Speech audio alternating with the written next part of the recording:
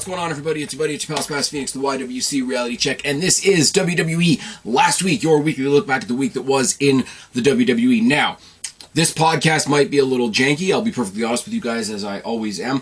Recording schedule is a little all over the place, so I'm recording the Raw review now. I'll probably do the SmackDown review at the end of SmackDown and just toss this up whenever that gets done. I don't know if there's stuff to talk about on NXT or not, but I might do a little blurb in the middle on NXT. NXT's building towards Battleground, and I'm already looking forward to Heatwave because I'll be there. I'll just be honest with you. King and Queen of the Ring is... I can speak, I swear. King and Queen of the Ring is starting to formulate.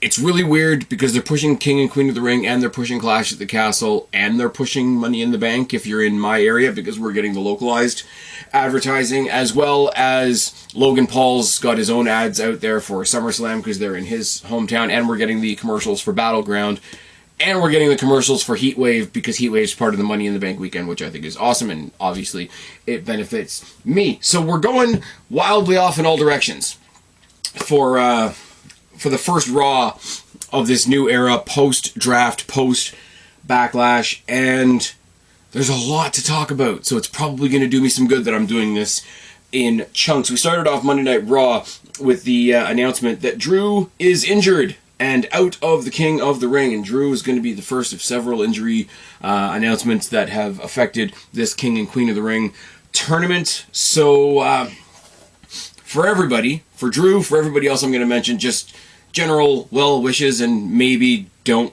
be a dick. I know there's some AEW stories going on right now about fans being dicks to some of the lady wrestlers, and just don't do it. Like, I think what I think about AEW, but it's not because of the wrestlers. Let's be very, very clear about that. But also, just don't be a dick. And on the other side of that coin, let's not pretend it's all the dudes. We all remember the meme of the girl with the face fuck me Finn sign, and I don't think any of us went to the entire female population and said, well, you guys aren't keeping each other in control. So a little bit of reciprocation with that courtesy would be nice. So, started off, Drew is injured, and then we get Damian Priest and what's left of the Judgment Day coming out. Now, I did see Dominic Mysterio on Twitter saying he's not going to require surgery for whatever's wrong with his arm. So that's awesome. Hopefully that means we're getting him back in the ring sooner than later. Judgment Day comes out. He addresses Jay and beating Jay at Backlash. And then he apologizes to Finn and JD for snapping on them after the match. They have a big hug. Judgment Day still runs Raw. I'm still the champ. Finn's going to be your next King of the Ring, and with Drew McIntyre injured, he gets a bye. King and Queen of the Ring is where the prince becomes the king. Pierce comes out, immediately interrupts. One of the guys in Judgment Day says, "Whose voice is that?" Which just made me chuckle because it doesn't take much. He announces that the replacement for Drew McIntyre, facing Finn Balor, right stat now, is main event Jey Uso, which is awesome on a couple of levels. It's very, very simple, but WWE is doing the simple work. A, Judgment Day, you're not done with Jey Uso. B, Drew got fucked again, this time by an injury once again. Who's there to sweep in and benefit from it?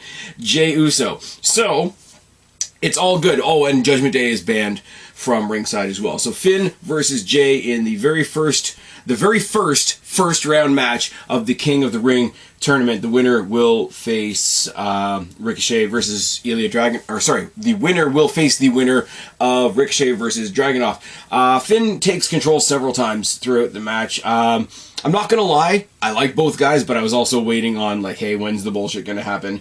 Moves to the outside, there's some spots off the steps and some corner 10 spots. A splash misses, a coup de grace misses, a spear by Jay. Drew McIntyre shows up in the crowd, and Jay wins with a spear off of the distraction, because, I don't know.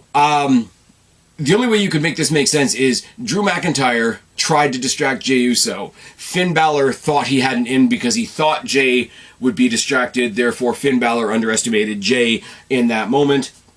And ultimately, Drew is going to piss himself off because Drew got Jey Uso the win in his spot. which is awesome. So Jey Uso is going to go on next round to face the winner of Ricochet versus the officially debuting Ilya Dragunov, which is fine. Drew leaves through the entranceway, out the door, out to his car. He's pissed off. He's talking to Adam Pearce. He says, I wanted to be in the King of the Ring. What are you taking from me? I'm getting screwed again. And Pearce brings up a very good point. It's like, well, if you hadn't bragged about your arm and how you come to work injured, unlike CM Punk, nobody would have known. You wouldn't have had a physical, and we wouldn't have found out your arm is buggered, so you have to leave. He leaves in one car. Punk arrives in another car. Apparently, they're two different aged versions of the same car. I'm not gonna lie, I don't drive, I don't give a shit about cars, and I don't care about that little Easter egg, but it was fun for some people, I suppose. He says, I got some stuff to say. Pearce, did you clear me off some time? Talk to the guys at Gorilla, get them to play my music. He comes out to the ring right away. They do one of those really cool tracking shots, and I know a lot of people are saying that, oh, they just move their camera a little bit different. Yeah. That makes a difference. Why did I like seeing Backlash? Because it was in a different building. It looked weird. I liked it. The SmackDown before WrestleMania, the Raw after WrestleMania, in that building with no Tron at all. Just the lit up entryway. It looked different. I like it. It does things to your senses. That's a thing. It's fine. He comes out and he said, last time I came out here to talk, I said I was going to be out here for less time than Drew McIntyre held that championship. 5 minutes, 46 seconds. This time I'm going to stay a little bit longer and see if he comes back. So what I want all you guys to do, because I know he's chronically online, he's not talking to his wife, he's probably on Twitter, and we can make him turn around. I want you to take out all your cameras, take out all your pictures, tweet him, tag him, make him come back. When I do get my hands on him, he's going to catch a beating. Gives a history lesson on everything that's happened between the two of them so far, and he says, but, Drew, you didn't kill my WrestleMania dream as much as you thought you did. You merely delayed it. He picked a fight with the pettiest man in the world. And I'm like, oh yeah. Yeah. This is the promo from everybody else said, oh, this is like the least best promo that Punk's done since he's come out. No. Be petty as fuck.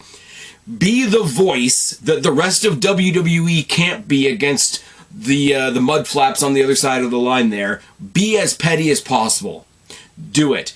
And just like that, just like he is going to go out there and be petty to Drew McIntyre, I absolutely loved you when he said, you don't hate me, you hate yourself. Why do you hate yourself? Because you're a choke artist. Not like I'm a choke artist. And Pat McAfee immediately on commentary, yeah, it's a guillotine, right? Fucking great. What I love about this, and I'm sorry, I don't care how petty I sound. I really, really fucking don't. The fans on the other side are like, oh, well, he tried to make a joke out of us and he got no reaction. Yeah, because nobody gives a fuck about AEW. Jack Perry is getting CM Punk chants. CM Punk is not getting Jungle Twink chants. He's just not. There's levels to this game, bruh. There's levels to this game, bruh. In the back, we see Ricochet. He's being interviewed. It goes pretty much, hey, I'm going to be King of the Ring. I'm already the Speed Champion. The Speed belt doesn't look as bad as I thought it looked in the first couple of pictures I saw. It's all right. It's fine. Doesn't matter, though, because he's not wearing it on Raw. Don't know why. But he's being interviewed basically going into the first round of the tournament. Reunites with Braun Strowman. Now, spoiler alert, he didn't proceed in the King of the Ring tournament. I really liked the Ricochet Braun Strowman tag team. I hope they put that back together. First match in the Queen of the Ring. Now, I gotta go with WWE not using as much pain in the ass terminology as they used to. The local medical facility and it's a championship, not a belt and all the thing. The way they talk about the King and Queen of the Ring pay-per-view and then refer to it as the men's and women's tournaments. Why don't you just refer to the two tournaments as the King of the Ring and Queen of the Ring tournaments? No, the King and Queen of the Ring men tournament. The King and Queen of the Ring women's tournament. Like, the terminology is a bit off. Io Sky versus Natty. This was way better than I thought it was going to be. Now, is that because I disrespect either of these women? Absolutely not. Natalya in NXT Underground last week with Lola Vice was fucking awesome. Go back and watch it. I know you guys, some of you guys out there shit on NXT. It's fine. Denial is an ugly thing. And Io Sky needs to look good, you know, just coming off of WrestleMania, losing her title to Bayley, etc., etc., etc. They both trade shots while they're in a leg lock, which is always good. It's like when Ric Flair used to put somebody in the figure four, and, you know, they'd both be swatting at each other, but they'd still be in the figure four.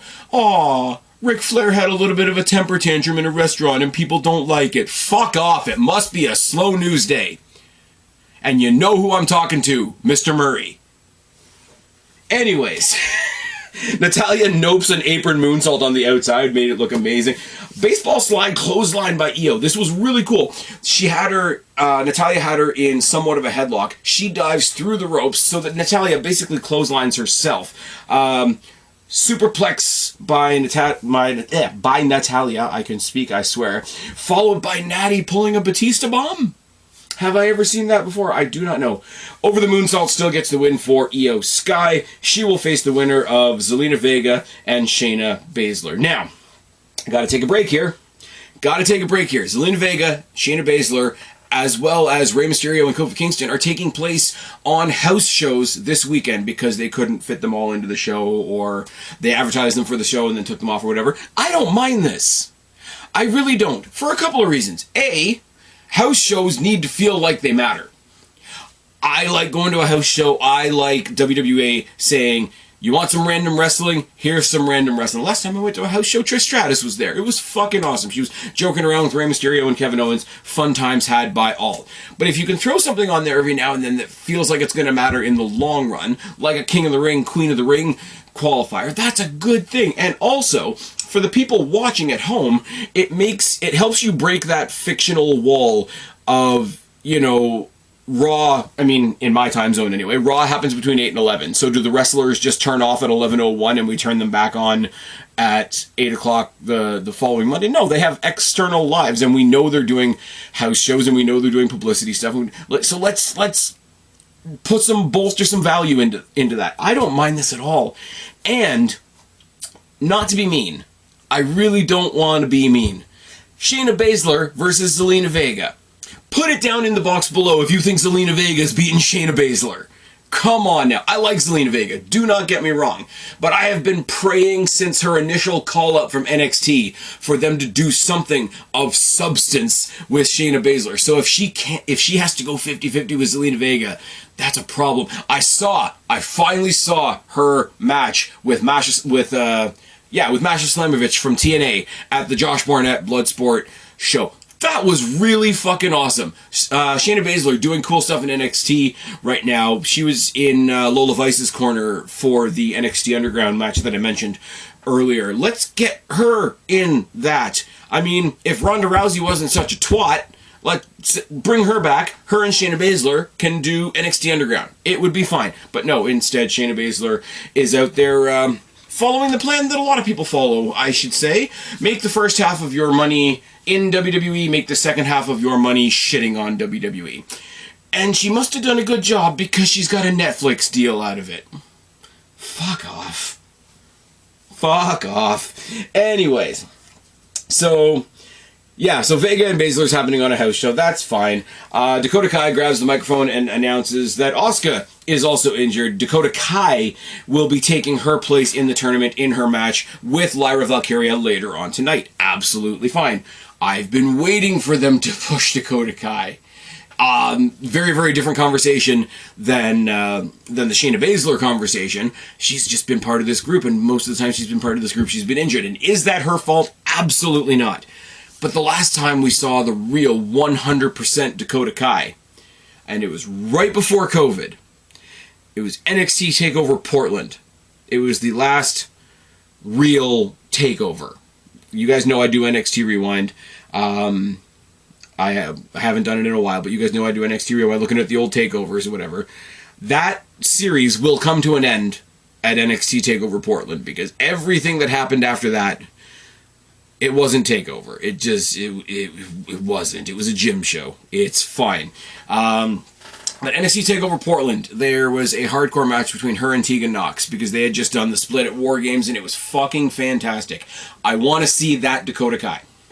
I really do. We don't we don't necessarily see it tonight, but I want to see that Dakota Kai. I want Damage Control to sort of... I want Damage Control to leave behind the tag team titles. We know that nobody is going to touch those belts for a while. You go back to my Backlash thoughts. I was absolutely blown out of the water by the presentation and star presence of Jade Cargill. Awesome. By comparison, Bianca Belair didn't look like she gave a fuck to be there or not. But either way, they're not losing those titles anytime soon. So take Damage Control away from those championships. Let all four of them, four of them. I can math, I swear. Let them all go for something. Send two of them down to NXT to challenge the two women's champions that there's going to be down there. And have one of them, I don't know, win Money in the Bank. Have Dakota Kai win Money in the Bank. Cash in on Bayley. And make it so that they're representing Damage Control on both shows. Do like a power play like that. I think that would be really cool. But do something with Dakota Kai. And for that matter, where the fuck is Tegan Nox? Can I get some Tegan Nox on my TV? I know there's a big laundry list of injured people right now. I hope she's not on it. I know Shotzi's still on it, but let's do that. I mean, I've got my big stars. You know, I got Becky. Hopefully Charlotte's coming back soon. Rhea Ripley, Asuka, Io Shirai. Hopefully Kairi Sane gets a push as a solos person because she got brought back and she was basically just a sidekick, a tag team partner, etc. So let's mix it up a little bit, just a little bit. Tiffany Stratton. Let's go, Tiffany Stratton. Lost my train of thought entirely. We got a huge video package on Ilya Dragunov, which was great because, say it with me, say it loud, say it proud, WWE and NXT are really good at video packages. Ilya Dragunov versus Ricochet. And I really don't know, and I genuinely, people ask these questions for, engagement and whatever, so if you don't want to engage, don't engage. I'm really torn between what was the best match on this show, whether it was this match or whether it was the main event. And I think either answer is valid, but I really do think it was this match. As I say, Ricochet not coming out with the Speed title is a bit of a weird ploy. They were advertising WWE Speed throughout the show, which is good. They're doing this new experimental thing, this deal they have with X. That's fine. But have the champion come out with the championship. When Becky went down to NXT and won the NXT Women's Championship, she wore that title on Raw. I think they should do the same with the Speed title. It's not going to be taken seriously by people that don't want to take it seriously. I understand that. But still, do it. Really fast, really hard-hitting to start. Full rotation suplex on the floor by Ilya. Lets us kind of know what match it's going to be. Super snap top rope Rana by Ricochet was nice. Suicide dives. Oh, by the way, if you haven't seen it, go check out Johnny Gargano and Ricochet in the finals of the Speed tournament. Apparently, the Speed matches are 3 minutes. Speed championship matches are 5 minutes. I think that's a nice touch. Constantine special, Sinton, and a strike exchange to follow. Lion Salt by Ricochet. Poison Rana by Ricochet. Toss powerbomb and an H-bomb, and a Torpedo Moscow is reversed into the recoil by Ricochet. Top rope suplex, roll through, another H-bomb, and Ilya Dragunov gets the win. This match was fantastic. I love super intense Ilya Dragunov. If you've heard any of my NXT content, you know I just like the guy in general. The guy's weird and different, and I like weird and different. They had their little handshake after the match and whatever, and Ilya was still so intense from the match, he looked like he was pissed off at him, which is absolutely fine. Now, the other side of this coin is the winner of this is going to face Jey Uso. Now, would I have liked to see Ricochet versus Jey Uso? Yeah, sign me up for that. Absolutely.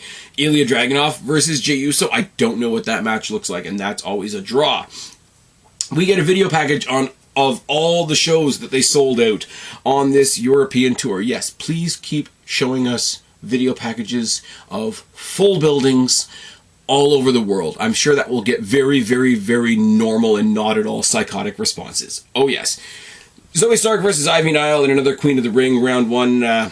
Super extended vertical suplex by Ivy is probably the highlight of this. Super Bulldog from the top. I don't know what they were going for, but it didn't quite land. There's a strike exchange and a low drop kick by Zoe. Z360 by Zoe gets the win. I like them both.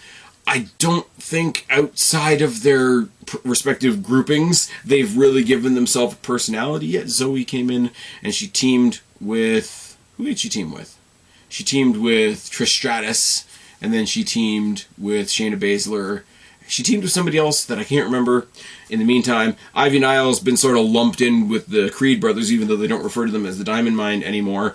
So as much as I like both of them, as much as I would love to see both of them progress, I need them to give me a little bit more. And Zoe Stark being in an on-again, off-again tag team with Shayna Baszler gives her a little bit more oomph. I mean, Ivy Nile is by no means a cheerleader, but when we see her more out there in the Creed brothers' corner than having matches of her own, the presentation kind of leans that way, and that's super unfortunate. That's a bad move by WWE. I'm not going to lie. The winner is Zoe Stark. The winner will face the winner of Dakota Kai and Lyra Valkyria. Braun Breaker is mad that he's not in the King of the Ring tournament, and he says, "Can you give me a good reason why I'm not in the tournament?" He says, "Yes," and Adam Pearce says, "Yes, I can. Come to my office." So apparently they've got something better than the King of the Ring tournament set for Braun Breaker. It might be too soon, but give Braun Breaker a shot at Sami Zayn? Maybe? I don't know. Could be fun. Could kill Sami Zayn, but that's what it is. What it is. Dominic brings Carlito to the Judgment Day, and Carlito makes this pitch of, like, I got drafted over with the LWO, but I'm not with the LWO, and if you help me deal with my problems, I'll help you deal with your problems. Damian Priest tells him to fuck all the way off, and Braun Strowman is still on their minds as well from last week with the help and the Logan Paul interference, which was kind of weird. And he says, I wasn't totally, JD McDonough saying I'm not totally myself after getting trucked by Strowman last week and all that kind of thing. And Priest says, well, you're going to go deal with Strowman. So JD McDonough's going to die. That's awesome. Gable versus Reed. Reed squashes Gable for a bit, and then Gable hits a huge top rope suplex overhead thing that looked amazing because it's Chad Gable. And then there's a run-in. I'm not going to lie, I missed some of this because my stream cut out. But there's a run-in by Sami Zayn. Eventually, Bronson Reed stands tall over both of them. Bronson does another one of those walk to the backs. Cameras follow him. He eyes up Pierce and basically says, why can't you three guys control yourselves? And Bronson looks at him and says, if you want all this craziness to stop, you know what you have to do. Later on in the night, we see an interview with Sami Zayn where he lays it out quite factually. Like, he's got a very, very personal issue with Chad Gable, and Bronson Reed wants his title, so that's professional. So how do I meld my personal and professional issues? We have a triple threat match, and we do it in Saudi Arabia. And he spoke not in English, so I don't know what the rest of the promo was. I'm saying that as respectfully as I can. I just don't know what he said. So that's been made already, I think. Perhaps, maybe. All right. We get a video package on Lyra Valkyria, who's great. I mean, it sounds like I'm cutting that point short, but like there really isn't anything else to say. Lyra Valkyria is great. If you haven't watched her in NXT, you're going to see how good she is in WWE. We get a really crap segment. We do. It's a really, really crap segment. Becky Lynch being interviewed by Michael Cole. They showed her outfit from the Kentucky Derby where they did their weird promotional, we're going to make our WrestleMania announcement during the Kentucky Derby, and she's dressed all weird, and Rollins is dressed all weird, and they make a whole lot of comments about the hat. And then Becky Lynch decides to start putting some people over. And who does she put over? She puts over Lyra. She puts over Alba Fire. She puts up over Ayla Dawn. She puts over the fact that Alba Fire in NXT UK is the longest reigning women's champion in WWE in the modern era, which nobody remembers, which is super unfortunate, because I think there was a three-way feud between her, Piper Niven, and Rhea Ripley over that belt. I remember watching some of it, and that's the best I can say. And then she puts over the last Queen of the Ring, Zelina Vega. Liv interrupts and says, typical one more time. you know, when we're handing out respect, you know, no respect comes my way. You have that title because I took out Rhea Ripley, Roddy Rah, and Becky Lynch does the, you know, rise above it, be the bigger person, part of the promo of basically, you know, you cut me off before I could mention you, and it seems like you want a title shot, so why don't we do it at King and Queen of the Ring? It's funny when you have a pay-per-view that's named after one of the matches that's happening. And yes, you can say this for Royal Rumble and Money in the Bank and all those other things as well. When somebody says, I'm going to fight you at King and Queen of the Ring, and it's not for the King or Queen of the Ring award, crown, whatever you want to say, it would be, and yes, I know how people feel about Saudi Arabia. Please put that to the side for 1 second for what I'm trying to say here. Why don't we do me versus you for the title in Saudi? Like, just save the I'll see you at King and Queen of the Ring for the people that are fighting for the crowns of King and Queen of the Ring. Is that me nitpicking the fuck out of it? Because I think it is. Out comes Damage Control before these ladies can get into it. They surround the ring, and you almost feel like it's going to be one of those enemy of my enemy is my friend things, because they've circled the ring, and then Liv bails because they don't have Asuka, so one of the sides of the ring isn't covered. So she bails, and she's like, what, you thought I was going to help you? And the save is obviously made by Lyra Valkyria, because Lyra Valkyria is going to have her match with Dakota Kai. Now, the match was fantastic. I don't have very many notes on it. If you want a pretty good representation of why I like Lyra Valkyria, watch this match. If you want to know why I think Dakota Kai deserves to be a hell of a lot higher on that roster than she is, go and watch this match. But holy Christ, go watch what everybody's talking about with Lyra Valkyria sort of half in the ring, draped over the second rope, and I'm moving my hands around like you can see me, even though it's an audio platform, and she stomps the living fuck out of her face. Her face fucked the mat. Like, that was dirty. Lyra still manages to pull herself back into the match and hit the Nightwing for the win. She's going to she's going to face Zoe Stark in the next round. She's going to win. I feel bad saying that because it feels like I'm stepping all over Zoe Stark, but Lyra's winning. The call-ups so far, think about this. Lyra Valkyria got this match. Ilya Dragunov got this match.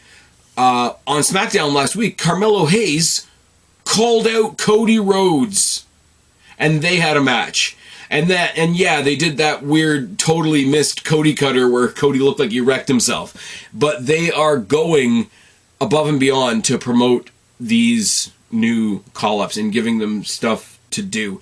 Carmelo Hayes making a statement. If I'm going to come in here, I'm going to come in at the top. I'm going to challenge the champion. Ilya Dragunov wrecking Ricochet, and I know that's almost alliteration. It's fine. In his proper debut match, Lyra Valkyria not only getting in the Queen of the Ring tournament, but also reminding everybody that she has an alignment with Becky Lynch, who is the champion. And she'll be fighting alongside Becky at some point, I'm sure, with the women that are already considered to be contenders for Becky's championship. So that's a cool thing as well. Now, am I waiting on what they do with Dijak, what they do with Kiana James, what they do with Blair Davenport? Yes, I am. So if they don't come to TV right away, it won't be the worst thing in the world. It really, really won't. It's unfortunate that they're all coming up at the same time and they won't all be able to go for the main belt when NXT is just about to crown their first mid-card women's champion. There is a little bit of a downside to that because that would have been really cool on the way out. Take a look at somebody like Fallon Henley, who I thought would have been called up in the draft, and I'm pretty sure she's one of the front runners for that belt, along with Sol Ruka. If I was going to put my finger on, I know it's not a tournament. Like if it was a proper tournament in NXT for the first ever Women's North American Champion, I could see the final being Sol Ruka and Fallon Henley, but it's not. We're getting to the point now where if the Women's North American Championship experiment works in NXT, they're gonna have to start looking at a women's Intercontinental or a women's US Championship. That's just my opinion. You guys can let me know down in the box below. But what have we done here? We've had Damage Control and Becky face to face. We've had Liv and Becky face to face. We've had Lyra lining up with Becky Lynch, which means she could potentially have a match with Liv Morgan. She could potentially try her luck with the various members of Damage Control. They could have tag matches. It all lumps together quite nicely. I don't want to use the very, very cliche deft dovetailing booking because I'm not a pretentious twat.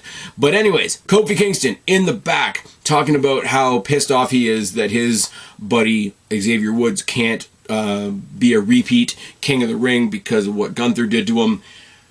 Talks about not only the fact that he wants to get his hands on Gunther in the next round, but the fact that it should be Kofi. I should be cheering my buddy Kofi on. This was his thing. And then he says, you know, to get to Gunther, I gotta go through my childhood hero, Rey Mysterio. And then he sort of like turns it a little bit. He's like, but I got another goal in mind, so Rey, I gotta put you down.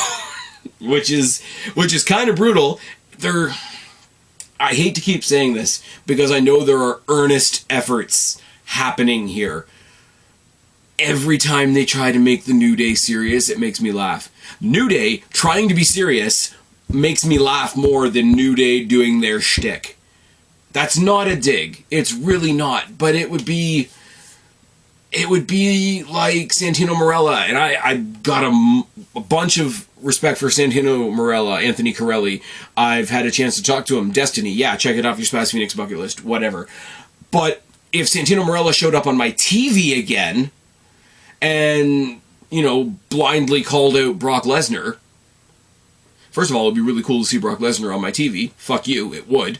Second of all, I'd kind of laugh a little bit. I would. I'm sorry. You know what's not a laughing matter, though? Look at that transition. It was another round of Sheamus versus Gunther. This was our main event. This was the last match of the night. This was the last King of the Ring tournament match for the night. And honest to God, what do you... I know I say this a lot. What do you want me to say? They beat the fuck out of each other. There was a point in the match where Gunther had him in some kind of chokehold, and his back was to the camera, and Pat McAfee was zooming in on it, or took advantage of the zoomed in camera shot, and was counting the individual fingerprints of the mark that was left on his back. Now, yes, you can make all the jokes you want. Sheamus is pale as hell. He's gonna mark up if you look at him the wrong way, but it's a really good way of putting Gunther over. It just is. They've done this really cool thing of like making him take a small step back from being entirely invincible like he was when he was Intercontinental Champion. So he lost that title. He's got like a little chink in his armor a little bit. There was a little bit more interference by Ludwig Kaiser than we saw when he was champion. So there is that, I'm going to be a little bit of an asshole, as well as being this brick wall that can destroy you. I liked it. There's not much to say about it, though. I know I keep saying that, and I know I keep rambling on my words here because I don't have very many notes other than they beat the fuck out of each other. I mean, Gunther clearly progressed in the tournament. I don't know what they're going to do with Sheamus. It is really cool to have him back, and people who are body shaming Sheamus still a little bit weird. Also, so that I can be on equal footing, if you're watching AEW, don't do it to Chris Jericho either. Don't be a fuckwad. It's fine. No problem with Gunther going over here. I mean, Kofi's going to beat Rey, and then the story is going to be Kofi fighting for Xavier Woods, and he's probably going to die. Gunther's probably going to win the tournament, isn't he? I don't even know who's on the SmackDown side of the bracket, because I haven't looked. But I'm hearing that Bobby Lashley might be injured, so he was in it, and now he's not. I don't know. I think it's really cool, man. There's a lot of cool shit happening. The King of the Ring tournament gives them a pretty easy way to fill out a show. So it's just tournament, match, tournament, match, tournament. And in the middle, you've got all the Drew and Punk stuff. I'm going to sit down at some point in the next week or so and do another State of Wrestling with Jake DeMarco. And we're going to go a little harder on the current Punk Drew thing. Because, surprise, surprise, people are shitting on CM Punk. Meh. We've come to expect this. I'm really tempted to do my ending here, but it's not going to be an ending because there's going to be a cut, and then I'm either going to be talking about NXT or I'm going to be talking about SmackDown. So I'm just going to say, wait for the cut. And here we are. I'm not going to do either. I'm not going to skip NXT, and I'm not going to do a whole NXT review. I will give you some bullet points on what happened on NXT. We've got Trick Williams versus Noam Dar. We're working towards that for Battleground at in Las Vegas. How do we get there? We had Lash Legend bring an envelope out last week, and everybody thought, oh, you know, they're going to start acknowledging their relationship on screen. Roddy Roddy Raw. It's going to be a Who's Your Daddy type thing, and it wasn't. They did Supernova sessions, and it was a picture from the last time Trick Williams and Noam Dar had a match, and his foot was under the rope, and we're doing this weird thing where Lash Legend is in Noam Dar's group. Lash Legend has a thing going with Trick Williams. Lash Legend doesn't want Noam Dar to know that she's got a thing going on with Trick Williams. What I loved out of all of this was halfway through the segment, Noam Dar got sick of all the silly nonsense that Metaphor, trust me, I like Metaphor, but he got sick of all the nonsense, and he just hit Trick Williams with basically a Judas effect and left all pissed off, and I'm like, this is the first time we've seen a serious Noam Dar in forever. So I want this. Obviously Trick Williams is going to win. I mean, Damian Priest had Jey Uso, Cody Rhodes had AJ Styles, Trick Williams has Noam Dar. I want this to be the match where Noam Dar grabs the audience by the throat and says, okay, I'm done with the silly shit, time to start taking me seriously again, because he actually is a pretty good wrestler. And if he's going to start using the Judas effect, especially, I'm not going to say because he's short, but I'm saying because he is a cruiserweight, like that's how we got to know Noam Dar in WWE. He's a cruiserweight, and Trick Williams is a big fucker, and the fact that he was able to convincingly sort of turn the Judas effect almost into an uppercut was really cool. Really looking forward to seeing what that looks like. Wes Lee is back, as we found out from last week, and he got into it with Josh Briggs. This week had an awesome match, won his match, and then Ivar was on commentary. Obafemi was watching from the crow's nest. Pretty sure this is going to be a fatal four-way, and it's going to be little tiny Wes Lee taking on all the big dudes at the pay-per-view, and that's going to fucking rule. That's going to absolutely rule. Now, there's a fantasy booking I have in my head. Wes Lee wants to come back and make the statement that he's back. Wes Lee should come out to the ring, invite Obafemi to the ring, invite Trick Williams to the ring, and say, which one of you has the balls to give me a title shot? I think that would be awesome. I don't know how well it would go. I mean, do I want Obafemi to lose? No. Do I want Trick Williams to lose? Absolutely not. I can see Trick Williams and Wes Lee, like, maybe doing some tag team shit later on down the line. I don't really know. But Wes Lee versus Wes Lee in the land of the Giants. I was about to say Wes Lee versus the land of the Giants, which kind of works, I guess, is something I'm really looking forward to. We saw clips. We didn't see the whole thing because it would have taken forever, but we saw clips of the North American Championship Qualifier Combine in the Performance Center, which was a lot of fun, and the respective people that you thought you would, like people that were good strikers got high marks in striking, people that got our bodybuilders and strength people got points for strength, etc. But we got the final 12. Now, what's going to happen is these 12 are going to have 6 matches, and there's going to be 6 qualifiers for the 6 spots in the ladder match at Battleground Las Vegas. My immediate thought is there's 12 of them, and they're ranked. Like, they're ranked 1, 2, 3, 4, 5, 6, all the way to 12. If you want qualifiers for the ladder match and there's 6 people, why don't you just take the top 6? Now, from a week-to-week, we need to fill TV, we need to tell stories point of view, I get it. Qualifying matches out of the Combine. Absolutely fantastic. But there's a hair of a loophole in that storytelling. But your qualifiers from 12 to 1 are Ren Sinclair, Tatum Paxley, Kalani Jordan, Izzy Dame, Ivy Nile, who's detoured back to NXT, which is I have absolutely no problem with. Lash Legend, Fallon Henley, Mi Chin, who's also come back to NXT recently, Brinley Reese, Jada Parker, Thea Hale, and number 1 is Sol Ruka. Now, let me tell you, right off the bat, as I'm looking at the list, who's going to be out, who's going to be in, I think. Ren Sinclair, probably not. Tatum Paxley, yes. Kalani Jordan, yes. Izzy Dame, probably not. Ivy Nile, I'm 50-50 on. Lash Legend, no. Fallon Henley, yes. They just turned her heel. They need to put some fire behind her. Mi Chin, yes, or else why is she there? She wants to do more ladder stuff. Brinley Reese, maybe. Jada Parker, maybe. Definitely Thea Hale and Sol Ruka. I gotta believe that your biggest contenders in this match, it's probably going to be Sol Ruka. Let's just be real for a second. They're putting her in that spot. They're giving her all the gifable moments. They're making her sort of like the laid back but don't fuck with me type chick. It's probably going to be Sol Ruka at the PLE, isn't it?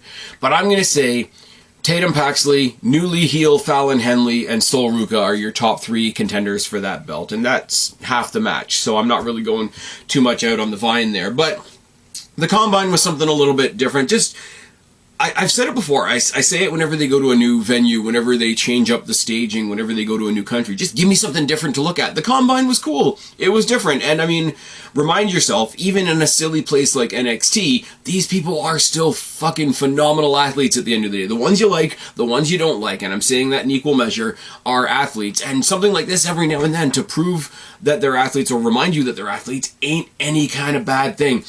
Roxanne Perez beat Chelsea Green and retained her NXT Women's Championship, which we knew was going to happen, but it was kind of fun to see Chelsea back on NXT. It was kind of cool to see her reunite in the back with Robert Stone.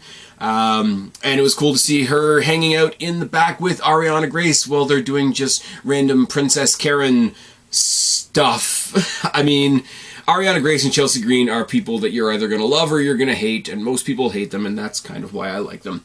What do we say here? What do we say on this channel? They piss off all the right people. Oh, yes, and I'm waving my hand in the air as I say that, even though it's an audio platform, because I don't know why. Really, really interesting feud developing between Tony D'Angelo and the family versus the No Quarter Catch Crew. Obviously, No Quarter Catch Crew is one person short because, I'm going to say it one more time, Drew Gulak got his life fucked up by Ronda Rousey. She's still a cunt. She can go away. Apparently, side note, apparently Ronda Rousey's one opponent that she always wanted to fight was Gina Carano. Now, considering all the bullshit Gina Carano has been through, can we just get Gina Carano in the WWE and Ronda Rousey can maintain her fucked off status? That would be awesome. But the No Quarter Catch Crew are defending the Heritage Cup under catch rules, which means anybody can defend it at any time. They're kind of doing the New Day thing. They're kind of doing the Freebird thing, which is fine. The family decided to fuck with them this week. They had a tag team match with the new team whose names I can't pronounce properly, so I won't, and I don't want to be rude. But the family was sitting ringside, and the ring announcer had to tell us that the referee was unavailable. You know, just unavailable. Yeah, just leave it at that. Just leave it at that. Apparently, he was taken out of a freezer after the show. That's absolutely fine. But it was so that Stax could come down and be the special guest referee. It's right up my street, guys. It's stupid, and I love it, and it's everything that wrestling can be. But we're going to get Tony D'Angelo versus Charlie Dempsey next week for that cup because the No Quarter Catch Crew, the other two members, were kidnapped at the end of the night in the NXT parking lot, the most dangerous place in wrestling. And simmering just under all of this, in sort of like the mid-card area, is this sort of four-way thing we have going on with Shayna Baszler and Lola Vice and Natalya and Carmen Petrovic. Carmen Petrovic took on Shayna Baszler this week, and Baszler won, and Lola was doing a little like victory dance beside Baszler. Lola, who also has the MMA background, clearly they're going to break up this team. This team is meant to implode. Lola Vice and Shayna Baszler probably at Battleground. Now, this is taking place at the UFC Apex. I would say normally Lola Vice and Shayna Baszler would be perfect for NXT Underground, because we just proved that with Lola Vice and Natalya. I think Natalya and Carmen Petrovic, their part of this story is over once the team implodes, but they're going to the UFC facility. Why don't they just have a match in the Octagon? Why not? It would be fun. I've said it in this podcast already. Go to a new place. Give me something new to look at. Apparently, that UFC Apex place only holds 1,000 people. So you're getting in a relatively small crowd, which I'm not 100% on board with. So you got to show me a reason other than, you know, corporate synergy, which I get is a thing. You got to give me another reason why you've chosen this building. If they've got an extra Octagon kicking around and you've got some ladies that are from the Octagon, just utilize it. Use what you have at your disposal. Do a Lion's Den, do a Fight Pit, do a NXT Underground on a pay-per-view, which they've never done before. I think it's all great. Carmen Petrovic, slowly in the background, is proving herself to be a badass. Her entrance, where she slices through all the CGI, is cool enough for me to look at. And Natalya is doing stuff that actually feels important, which is more than I can say for what they do with her on the main roster. NXT Underground, up until the, you know, interference distraction ending, was really good. And the first ever women's NXT Underground, I get it. But then they had women on Raw Underground when it was being hosted by Shane McMahon, and he was telling us how sick it was. So yeah, these are the high points, low points, whatever you want to call them, of NXT. I'm not really going to go through the entire episode in any particular depth because we've got SmackDown to get onto. But it does work that I'm going from NXT to SmackDown with the announcement that Alicia Taylor and Mike Rome are switching places. Mike Rome is going to go down to NXT and do some announcing there. And Alicia Taylor, who's fucking awesome, if you didn't already know that, is going to be doing the announcing on SmackDown. And obviously Samantha Irving is going to maintain her position on Raw. Now, I think it's really interesting. I don't listen to Jim Cornette. I don't. People think I do. People think I do because occasionally I make fun of the Mudflaps. But I know nobody likes Jim Cornette. Oh, he's racist, he's this, he's that. You wouldn't believe what he put in a cartoon thumbnail one time, etc. He had some really positive things to say about Samantha Irving, so now people are accusing Samantha Irving of being racist. Make it make sense.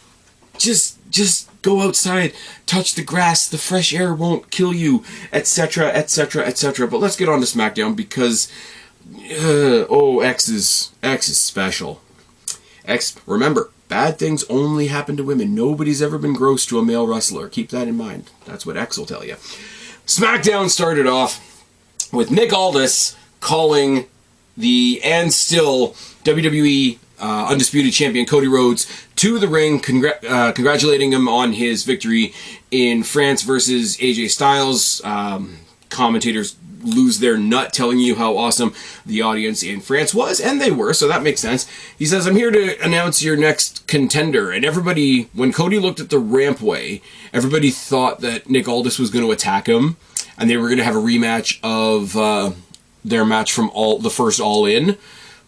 I hate to tell you guys, I mean, look at what happens when Punk makes an AEW joke. It falls flat because nobody watches AEW. Nobody cares about Nick Aldis versus Cody Rhodes at All In. Now, people could be made to care about Nick Aldis versus Cody Rhodes in WWE, but nobody cares about what happened at All In. Nobody does. I'm sorry, they don't. It's, anyways. What is the best, though? I'm sorry, I got myself detoured on the whole, like, did you really think they were going to do Nick Aldis versus Cody Rhodes and try to make that seem like anything with any history that should be looked at? It's just All In, guys. It's just All In.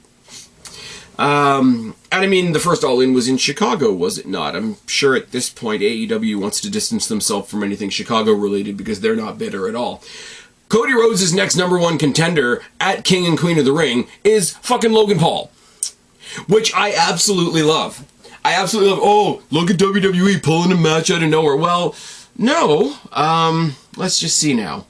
He has had banger after banger on pay-per-view. He is an absolute dynamo considering the fact that this will be like his 8th match. He's delivered every time. He's given you memorable moments every time. I don't know what else to tell you. And in kayfabe, as he mentions to Cody in his promo, he is currently the longest standing title holder. I mean, the IC champion is relatively new. The world champion is relatively new. The WWE champ is relatively new. The women's world champion is relatively new. The women's WWE champ is relatively new. Nobody has held a title currently in WWE longer than Logan Paul. So why wouldn't he be the #1 contender? And if you are like me, and you remember TNA back in the day, what Austin Aries started with using the Ultimate X belt as option C, it's not that much of a leap. It's really, really not. Logan Paul comes out to talk about how this is going to be a really cool champion versus champion match. It's going to be the biggest match in the Logan Paul Levesque era. I love that he's drilling that into the ground.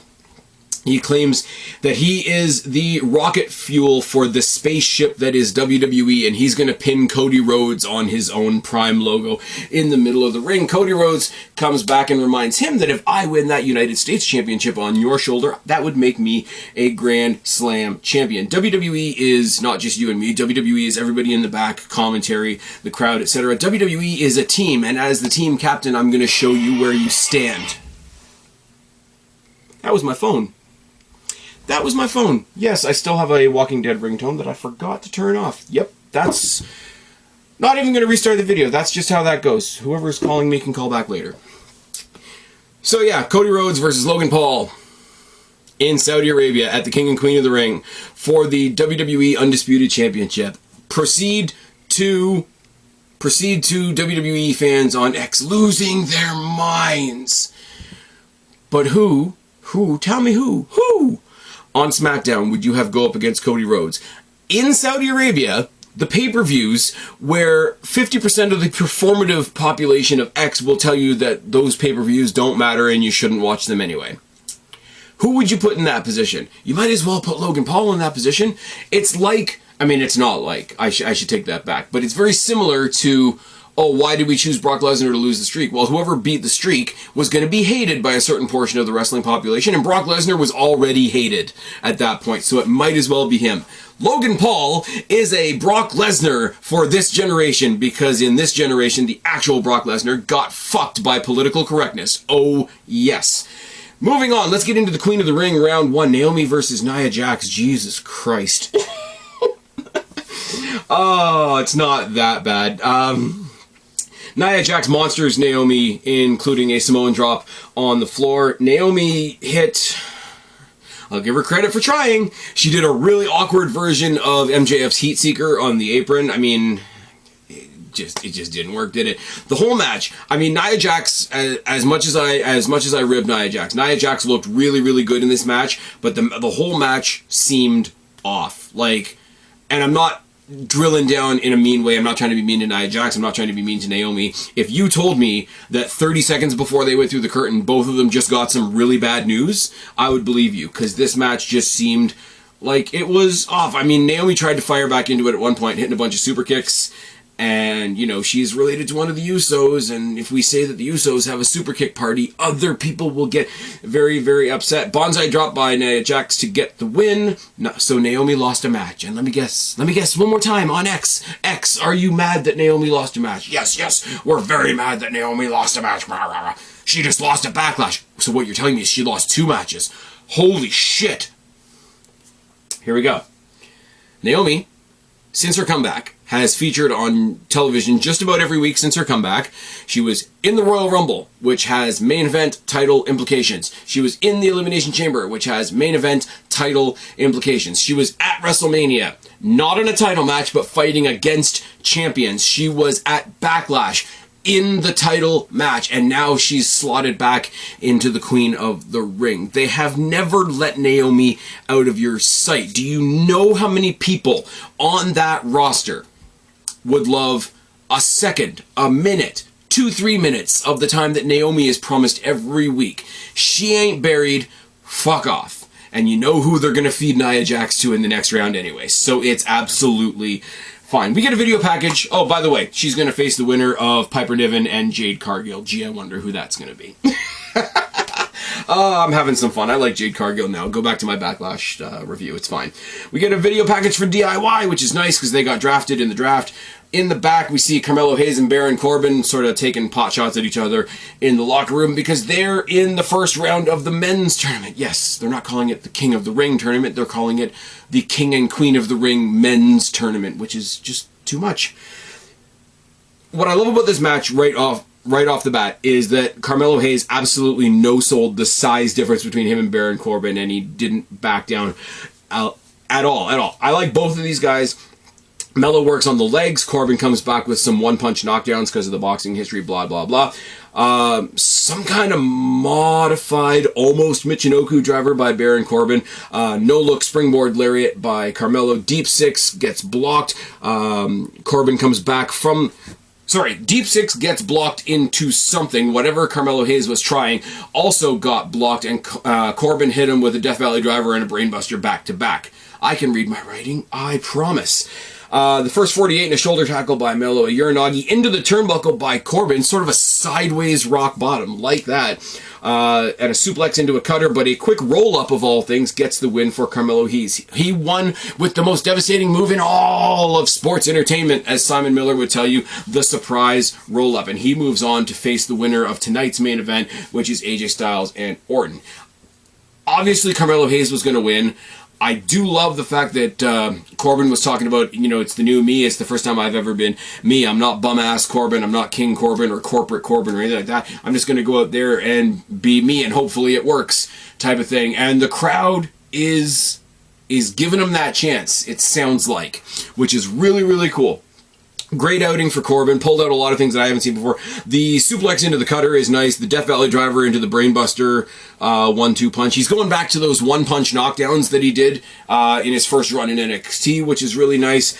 And I mean, Carmelo Hayes is just awesome. Like, the guy from the first 48 to all the other stuff that he was doing, he didn't hit the nothing but net. Instead, he went for the non-flashy alternative and just waited for Corbin to get all the moves out of his system and hit him with a roll-up, which is like anti-climax, but at the same time, Carmelo's being a heel right now, so it's like, you guys know what I can do. I'm just going to do something really simple instead.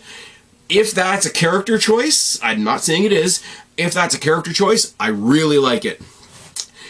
Next match is Jade Cargill versus Piper Niven. Now, you guys know I was effluent with my praise of Jade Cargill, not so much her tag team partner, after Backlash. She really looked like she was there. She was in the groove. She wasn't trying to pull off 5 stars in the Tokyo Dome, brother, but she had star power to spare, and she looked like she gave a fuck and wanted to be there. I will say what I said in the Backlash, but I was blown away by how much I had to say about Jade Cargill after Backlash. And this is kind of the same thing. If you're going to push her as a power play person, you either put her up against Nia Jax or you put her up against Piper Niven, realistically speaking. They both started with power stuff. They did a little bit of that, you know, irresistible force, immovable object type stuff. The first knockdown went to Jade. Uranagi and a senton by Piper. Cheap shots by Chelsea on the outside. Spinning side slam by Jade, and knocks Chelsea off the apron as she goes. The Jaded fails the first time. She sells the fact that, you know, I'm not Superwoman. I'm not gonna... No, there's no nice way to say this. Piper is a bigger girl. There's no way I'm going to hit the Jaded just sort of out of nowhere. Splash in the corner by Piper, followed by a cannonball, but a gigantic bicycle kick followed by a successful Jaded gets the win for Jade Cargill, and she will face Nia Jax in the next round, who will give her a very similar challenge, I think. This was really cool. This was not a squash. Jade Cargill, for as much as we all went into this match knowing she was going to win, she went into this match like she knew she was going to win. Piper Niven was kind of carrying herself like she knew she was going to lose, which is kind of unfortunate. Chelsea on the outside providing the additional, like, hey, maybe I'm not so sure I can beat this person. It's a good thing I have Chelsea on the outside. But Jade Cargill sold, you know, the couple of times that she was in real despair at, you know, somebody the size of Piper Niven coming down at her or running at her or using the momentum that she has. I want to say, like, Piper Niven clearly carried Jade because Piper has the experience and all that kind of thing, and Jade is sort of utilizing the, you know, Swiss Army knife of things that she can do well and relying on people at this point to, like, help her put it all together. But even with that being said, Jade sold Piper as a threat in this match, which is something Piper really needs because she's been kind of saddled with this Chelsea Green partnership. Love Chelsea Green. Just finished telling you how much fun I think Chelsea Green is. Piper Niven should be out there killing fools. Like, she really should be. So this was Jade in a solo match, which we haven't seen a whole lot of. Great outing for her. Great breaking out of the tag team situation for Piper Niven as well, showing like she can be a wrecking ball as well. This was a complete success. This was a complete success in my opinion. For a match that I knew going in, for a match that I could have told you the result of before the show even came on. Really, really enjoyed this. This was really good. Video package on Nakamura, video package on Andrade. Later on in the night, we got a video package on Blair Davenport as well. Lots of video packages to hype up the people, not only the people that have moved, but the people that have just come back like Andrade and the people that have just come up like Blair Davenport. Like, new talent is being infused from all directions, and I think as far as like shuffling the deck and watching all those cards come together, I think they're doing a decent job. We're only a couple weeks out from WrestleMania. This is typically the lull.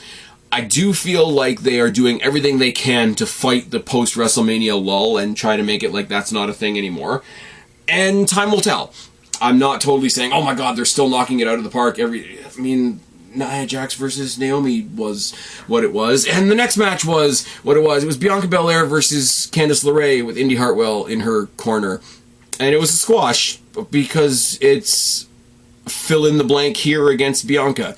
Now, Indy Hartwell attacked her from the outside on the apron, gave her a chop block, fucked up her leg. Candice LeRae, for the whole 2 minutes she had in this match, worked the leg the whole match. What does Bianca Belair do at the end? Walks to the center of the ring with her opponent on her shoulders, hits the KOD like it's no fucking thing. If you want me to back up further what I said on Backlash, after Backlash, Jade Cargill is more impressive than Bianca Belair at this point. Like, fuck off with this. Candice LeRae deserves more in general. Let's just say that. But Candice LeRae got told, you are nothing in this match.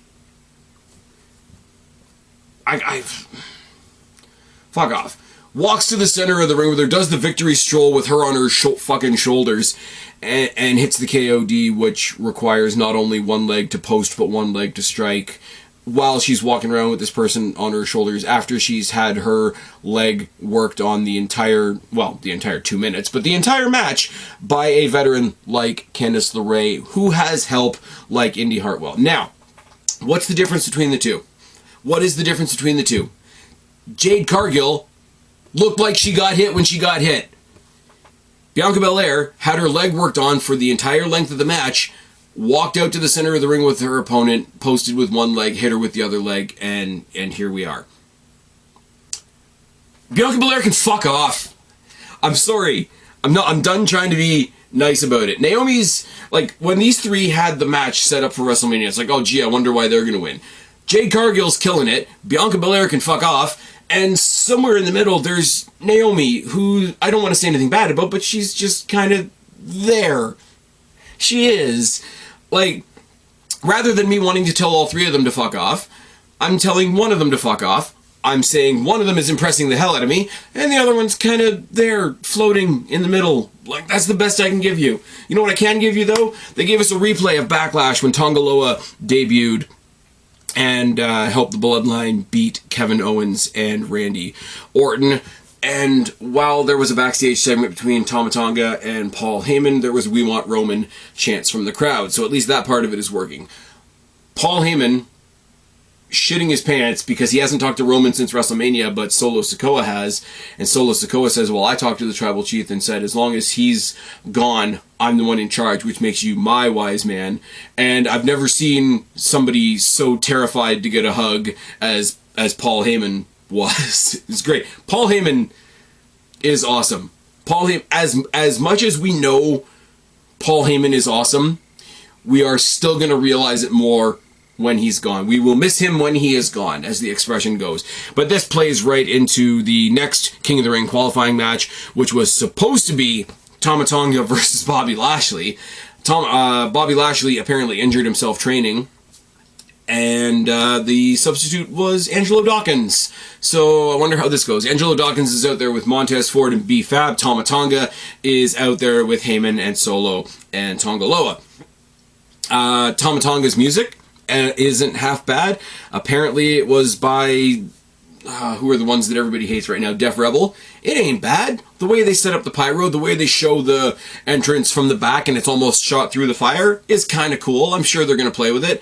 Dawkins had a bit of a run here and there. Solo Sikoa and Tonga Loa killed Montez Ford on the outside. It caused a distraction. Tama Tonga got the win. After the match, there was a little bit of a 3-on-1, but nothing really to talk about. And Tama Tonga will go on to face the winner of LA Knight versus Santos Escobar, which is apparently happening at a house show sometime this weekend. As I say, we get a video package on Blair Davenport. I already mentioned that. And then Orton versus AJ Styles in King of the Ring Round 1. Right at the beginning of the match, how can I say this? Orton could give Bianca Belair a few lessons on selling a bad knee. I'm just saying. Because AJ Styles drop kicks him in the back of the knee nice and early on in the match. Several chop blocks to the point where the referee is reprimanding him on the outside. Referee's checking on Orton on the outside. Dragon screw in the ropes. Orton swats AJ Styles off the top rope as he's going for a phenomenal forearm at one point in a spot that looked like it could have gone bad but didn't. Eventually hit him with the suspended DDT on one leg. Eventually hits him with the RKO. Bianca Belair, listen to me right now. On one leg. Thank you. Gets the win. Orton wins. He's going on to the next round. I think in the SmackDown final, you're going to get Orton versus Tama Tonga, which doesn't hurt my feelings in the slightest. But Randy Orton is going to face Carmelo Hayes next round. So it'll be really interesting politically between different fan bases, etc., how they treat that. What they do with that. But that was your main event, and I don't want to say, I mean, it's Orton and AJ Styles, so of course it was great, but it's Orton and AJ Styles, so of course it was great. There was a little bit of storytelling in there. There was a little bit of, we're building up this vicious side of AJ Styles. AJ Styles also cut a promo before his match and made mention that he only lost to Cody Rhodes in France because the loud, raucous crowd was distracting him and they were very immature, which I thought was a great little point. But he made a point of saying he's not done with Cody Rhodes yet, which makes me believe, you know, we get on down the line, maybe Clash at the Castle, we get another AJ Styles Cody Rhodes rematch, or does he come out and try to fuck with does he come out and try to fuck with Cody Rhodes in his match with Logan Paul in Saudi Arabia? We know it's not beyond AJ Styles to go globetrotting around the world just to fuck with somebody. So, what have we done? We've done, other than a couple of house shows, we've done the first round of the King and Queen of the Ring tournament on both shows. We have showcased, what do you want to say, the newer names. We've showcased Ilya Dragunov. We've showcased Lyra Valkyria. We've showcased Carmelo Hayes. We're building up the bloodline. We're telling different stories with the Judgment Day. Cody Rhodes is going to face Logan Paul, and people are all in their feelings about that. Naomi lost a match. You'll all survive. It's fine. We're getting Liv and Becky. We're getting the triple threat for the Intercontinental Championship. We're moving things along in NXT as well, mostly with weird stories because that's what they do. But the Combine to find the 12 finalists for the NXT Women's North American Championship is a story that really has my attention in there. I mean, along with Trick Williams and Noam Dar, because it's just fucking weird. Alicia Taylor coming to SmackDown, as I said before, she had an awesome first night, in my opinion. As far as people, non-wrestlers coming up from NXT, you know, big success stories coming up to the main roster, the last one I feel as good about as I do right now about Alicia Taylor was Corey Graves, and look what he's doing now. I think that's fucking awesome, and the two of them sort of dapping each other on social media and said, hey, you know, when we're not working, we should start a band and some cool shit like that. It's all good. It is all good. We're going towards Battleground. We're going towards King and Queen of the Ring. We've got, I don't know, Clash at the Castle, Bash in Berlin, SummerSlam, Money in the Bank, Heatwave, all on the horizon, and you know, people that don't enjoy what's happening here are flapping around in the mud. I don't know what to tell you. I've been Spaz, your YWC Reality Check. Subscribe up there, talk down there, start a conversation, keep all these conversations going. Don't be a stranger. I will talk to each and every last one of you later, but for right now, I am tagging out. Bye, guys.